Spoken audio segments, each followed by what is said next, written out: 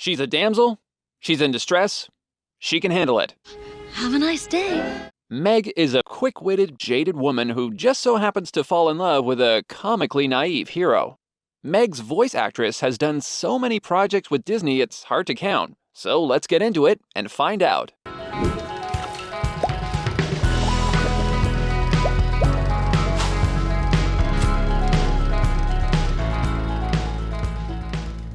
Before we start, don't forget to check out our Discord, our coffee page, and like, subscribe, comment, hit the bell, all the things. It really helps us out.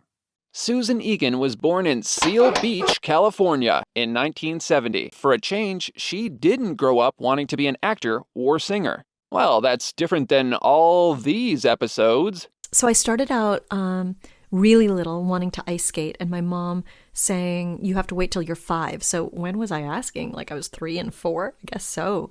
And when I was 5, I started ice skating, and the rink was about a half an hour away from our house. And so my mom and I would kill time in the car listening to musical theater. And so I was listening to shows like Barnum and Evita, which is actually inappropriate for a child of that age, but I didn't know that yet.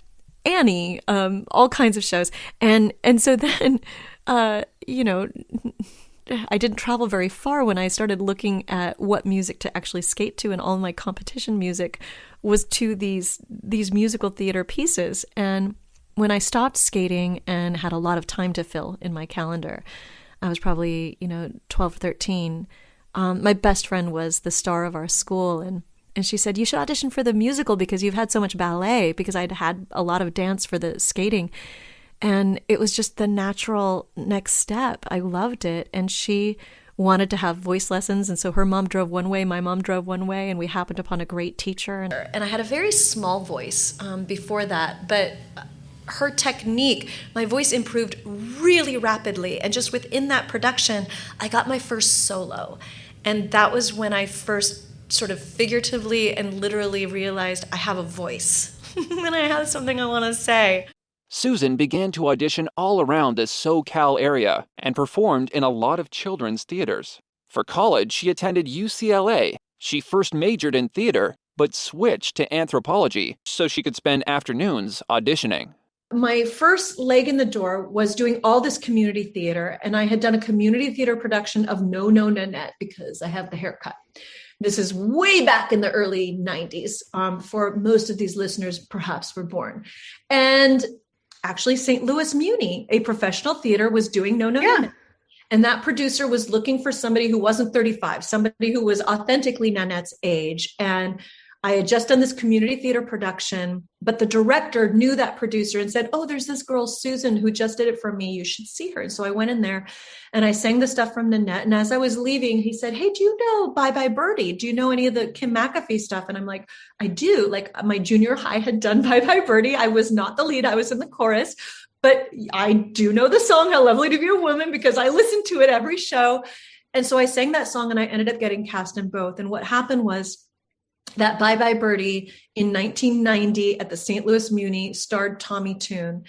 And I thought to myself, wow, this 9-time Tony Award winner is doing like summer stock. Maybe this is a terrible career choice. But what it actually was is that Tommy was trying the show on to see if it was a good fit. And he decided it was, and he decided to take it on national tour the next year. And I got a phone call in my dorm room from him saying, we want to take it on the road, but I'm not directing it. This guy, Gene Sachs, is directing it. Would you be willing to fly yourself to New York to audition for Gene? And I'm like, oh my gosh, he directed all the Neil Simon plays. Like, I'm obsessed. Of course I will do that.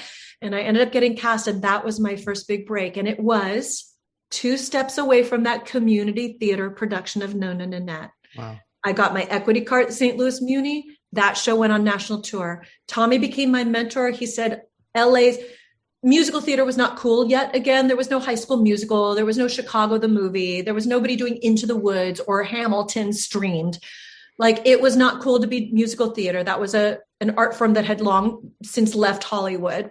And so Tommy said, you should move to New York. And he became my mentor. And at the end of that tour, I moved to New York. And in the first 6 months, I auditioned for Beauty and the Beast. Beauty and the Beast. You know, the first Broadway show Disney made? The one that everyone was sure would flop because it had talking teapots and clocks? Anne has that crazy old Maurice. Crazy old Maurice. No pressure, Susan. You got this. My agent just said, you've never met that casting director. You should go. He casts a lot of other things. And I had my heart set on a couple different musicals that were casting that season. But I finally went to the Beauty and the Beast audition. And apparently I was at the final day of their initial round of auditions. And I guess I was different enough because I'd never seen the movie that I had line readings that surprised them, which worked to my advantage. But I'm innately similar enough to Paige O'Hara that it wasn't such a departure from what Paige did so beautifully in the movie. But I think a lot of the girls had sort of studied what Paige did and came in mimicking it, which kind of is like a Xerox of a Xerox. Like it takes a little bit of the authenticity away. Yeah. And so Paige is now a good friend of mine, but I can see like, oh, we do have similar voices and, we're similar in many aspects of ourselves, but for whatever reason, I had a certain take on the character, and I think that helped as well. Then the final audition was 3 days in a row. The first day was singing and dancing and acting for the musical director, the choreographer, and that was great. And then the last day was like 35 Disney executives in the audience, including the CEO at the time and the studio chief. So it was Michael Eisner, Jeffrey Katzenberg. Wow. Everybody was there. Roy Disney might have been there. I'm not even sure. Everybody. But I didn't know who those people were. So I didn't really know to be that nervous. But the second day I had to audition for Alan Menken. Oh my gosh. It was only Alan Menken behind that table. And I knew who he was. And to this day, I remember walking in the door. I remember seeing him. And I remember walking out the door, but I have no idea what transpired for those like 7 minutes that I was in that room. But it was enough to get me to the final callback. And then I ended up booking it. Crazy.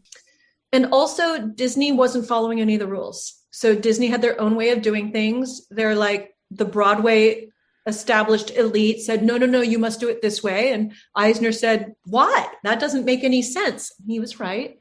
But it ruffled a lot of feathers. And so even our Broadway review really didn't mention a lot about our singing, dancing, or acting, but spent 3 paragraphs on the 42nd Street deal that Eisner brokered with Giuliani. So, I mean, it was political. But I had Gary Beach, who was Lumiere, who on stage and off stage was the light of this production. And we had so much bad press, and he would just take my hand and we would go outside and we would look at the line around the corner of people buying tickets to the show. And he says, you are going to be able to stay here for as long as you want to. I have been in a lot of flops. This is going to be a hit. And it's just, he's like, make sure you understand what's important and what isn't important. Also, Jeffrey Katzenberg, who was still at Disney at the time, he's like, no press is bad press. He says, when they're trying to knock you off a pedestal, it's because you're on a pedestal. So that has informed, so that positive, negative experience of Beauty and the Beast, my first experience, has informed everything since then. And it was such a way of learning how to prioritize what was important and what we could deliver. And the very same people who were like, I can't believe they're putting a spatula on stage, were the same people who auditioned for the spatula and didn't get the job. When Disney first ventured into Broadway, they wanted to do Mary Poppins, which would have been great, except that P.L. Travers' estate refused to give stage rights to Disney, along with other political issues. Plus, it was hard to choreograph penguins. Bunch of prima donnas. So then they fall back on this idea of Beauty and the Beast, and they rewrite the mythology so that it can work on stage with large teapots instead of tiny teapots. And they realize when they first start writing it that Belle doesn't have a solo, so they need to write her a song. And so they chose the moment when she's locked in that room for the first time. And they knew it was going to be a song about being home. And so Alan pulled the melody that he'd written for Howard out of his trunk. And he's like, I'm gonna use this song. And so it was this tribute to Howard. And so honestly, like, I know Tim wrote the lyrics, but I wasn't even really singing the lyrics ever. I never met Howard Ashman, but he was so brilliant. And even to this day, I think about if he had lived, what would we have? We would have so much because he was so smart, lyrically, dramaturgically, just, artistically. And so, so every night that Is This Home was really about an homage to Howard, whose spirit was very much a part of this production to this day. And it's like been 30 years and I still tear up. I was told every day in my childhood, even as we grow old, home should be where the heart is. Never were words so true. My heart's far, far away. Home is too. Susan performed Belle for 2 years, first on Broadway and then in Los Angeles. Like any production, there were plenty of shenanigans to be had. But we still have a lot to talk about, so here's just one singular shenanigan. Check out the podcast in the description for more. So you know when they say break a leg? Yeah. So the first year, I was lucky enough to be nominated for a Tony Award as Belle, and the week before the Tony Awards, I broke my arm on stage. So in the Tonys that year, I had a cast on my arm, but they didn't want to show it. Each musical that's nominated gets to do a segment of their show, and the Tony Awards takes place at a theater, and they can't transfer everybody's set to the theater to do those segments. So the way it actually works is we do a little bit of the segment live during the Tonys, but actually we pre-taped a lot of it that required the set. So with Beauty and the Beast, for example, we did a segment of Be Our Guest, but we needed the set, so we pre-taped that. So the problem was this, that I pre-taped our segment for the Tonys before I broke my arm. And then I broke my arm, and then we had to do the live segment at the Tonys, and so they had to disguise the cast. So all of a sudden, Belle, so Freudian.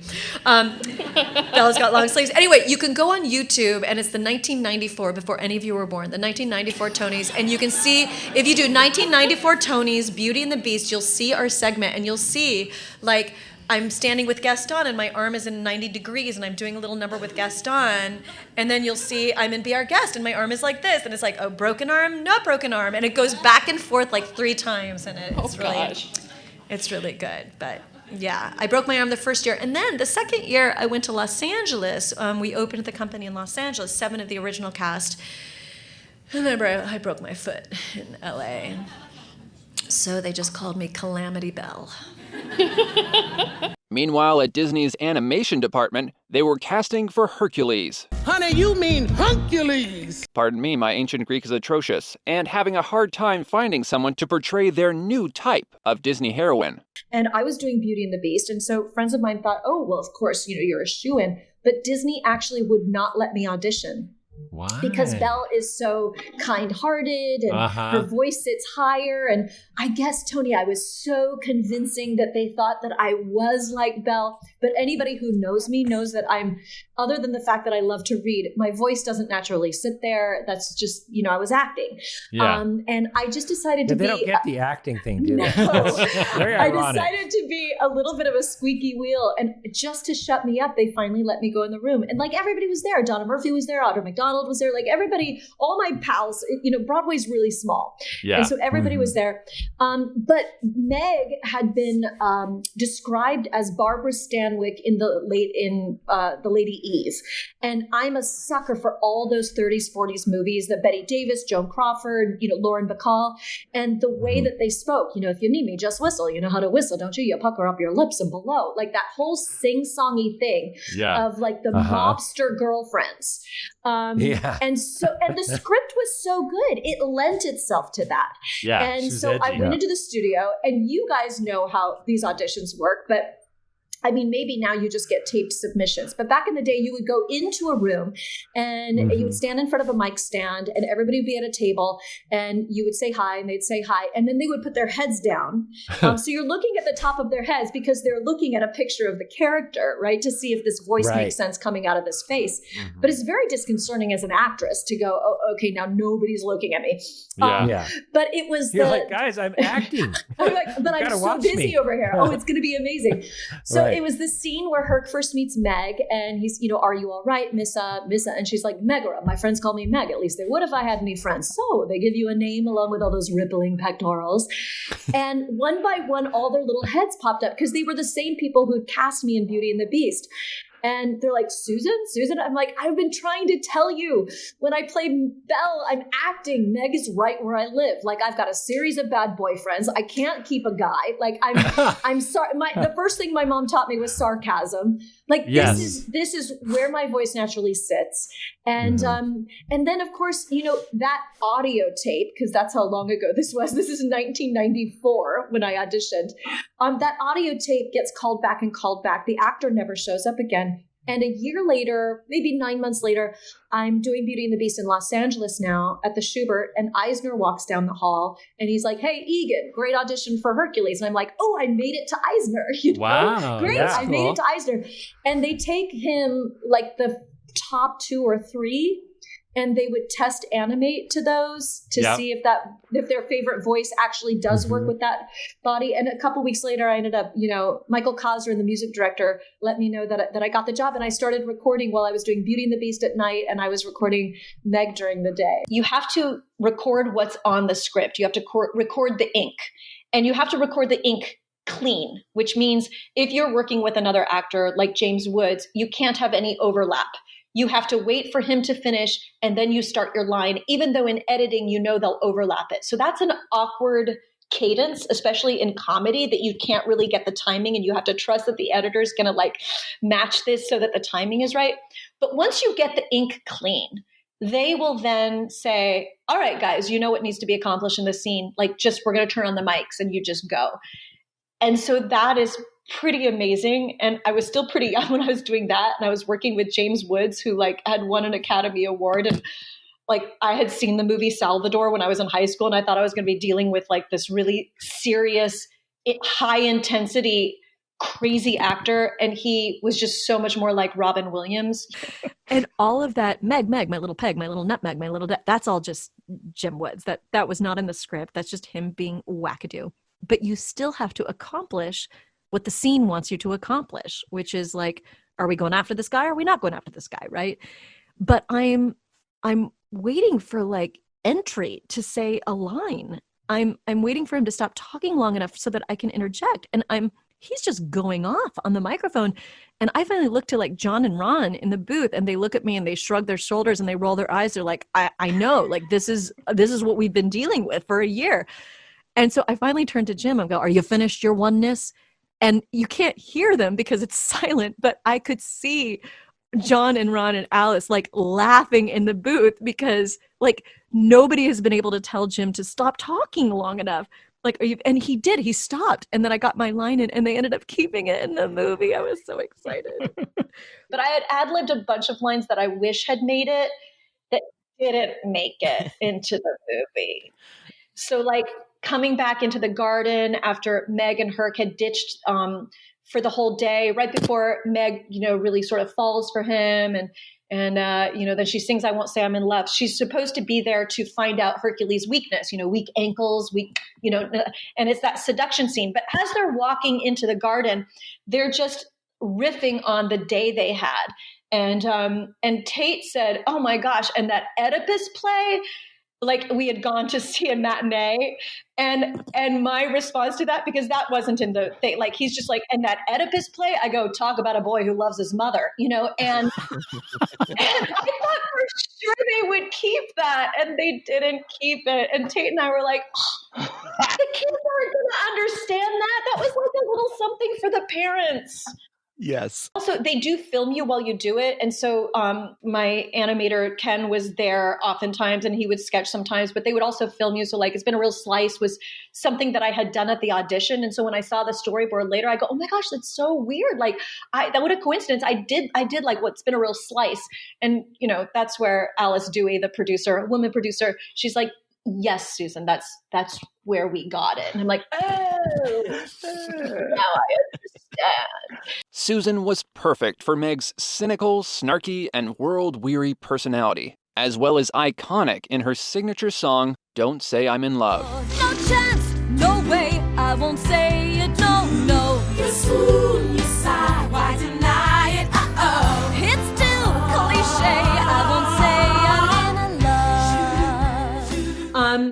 Yes, so that was not the first song written for Meg. I was excited to do the show because the movie, because it's Alan Menken again. And I thought, oh my gosh, like my friend Jodie Benson, I'm going to get that Alan Menken soaring ballad that I'm going to sing for the rest of my life. And they wrote it and we recorded it and it didn't work. They're like, we have the same actress and she doesn't sound the same as the character at all.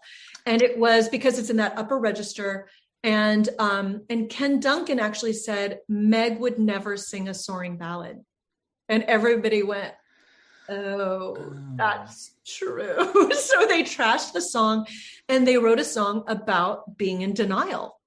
And it's so right. And she can be jaded and sarcastic. And now it's not a song. It's not Meg's song with backups. It's a duet between Meg arguing with the muses. So it's Meg and the muses singing a duet, saying no way. And they're like, girl, yes way.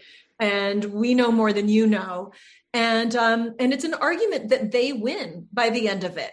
But getting to record it in a room with Lilius and LaShawns and Cheryl and Venice and Roz, you would think would be the highlight of my career. And it was the most mortifying experience because I had just listened to them record Zero to Hero or one of the other songs where I mean, I was blown away. And then they're like, okay, Susan, your turn. And I'm like, And at the end of the song, Alan is in the booth. He says, okay, just do a riff to the end. And I'm like, I don't know how to riff.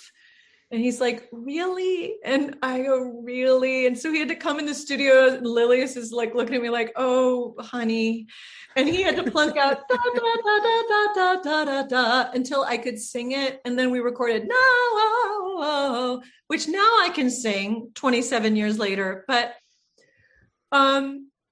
it was very beautifully humbling. And I love those women, had already known them from the Broadway world because it's a small community. And they just put their arms around my shoulder and said, it's okay, honey, we're going to teach you how to do this. And, Oh, wow. At the Sacramento Music Circus, she portrayed Maria in The Sound of Music in 1996, as well as Princess Leonide in Triumph of Love in 1997.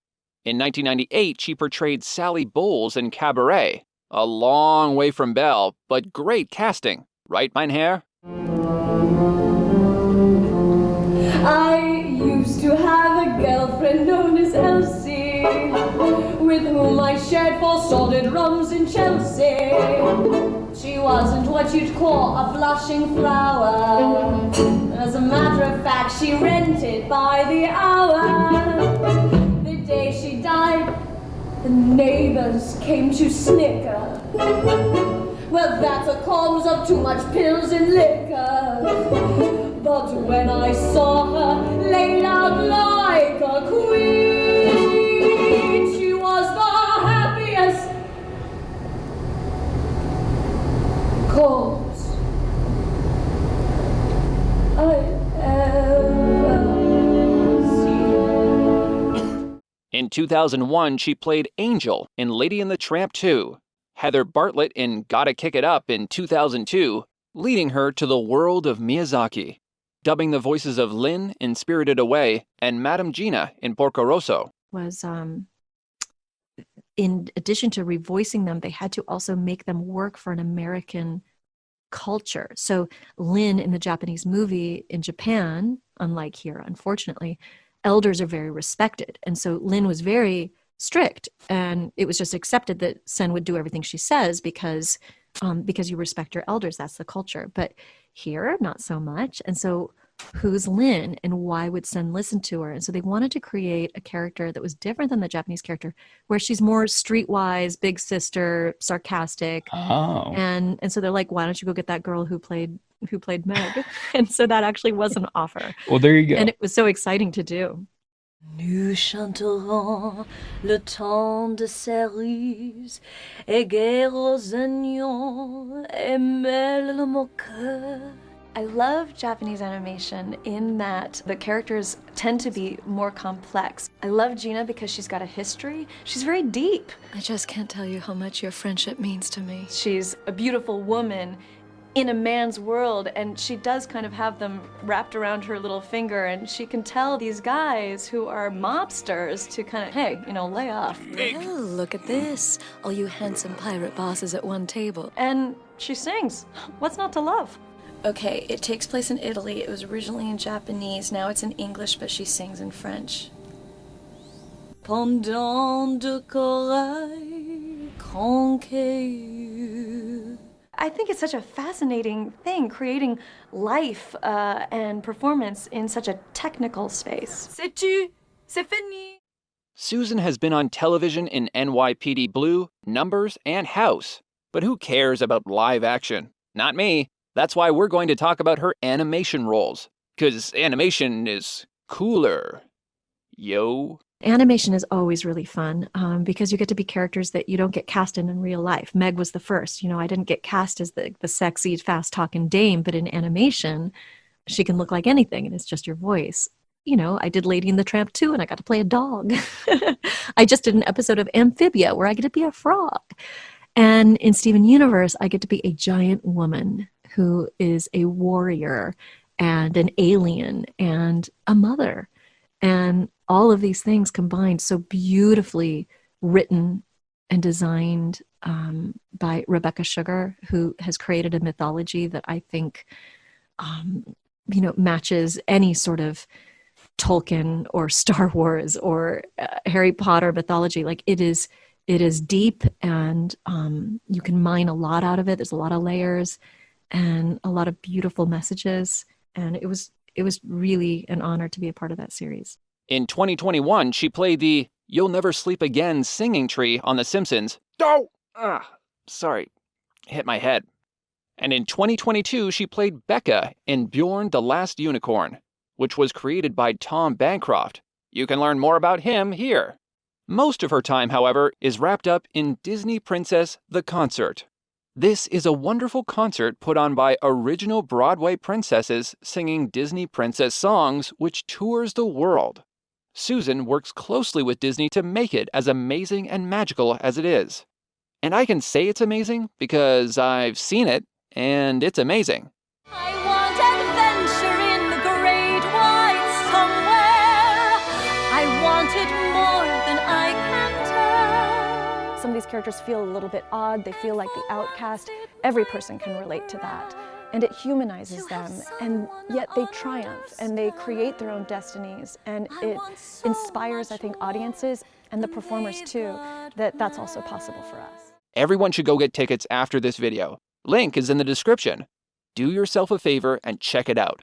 I'm not even sponsored by them. Not yet, at least. In short, Susan Egan is a legend. She gives everything in every role she plays and dazzles the stage and screen with her charisma. Egan's credits are impressive, her voice has a beautiful warm quality, and she is so incredibly smart. Does it sound like we're crushing hard on her?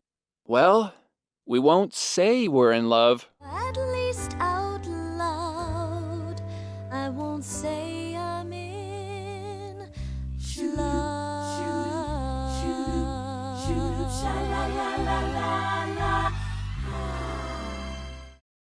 Thank you to these people for supporting us on Patreon and Ko-fi.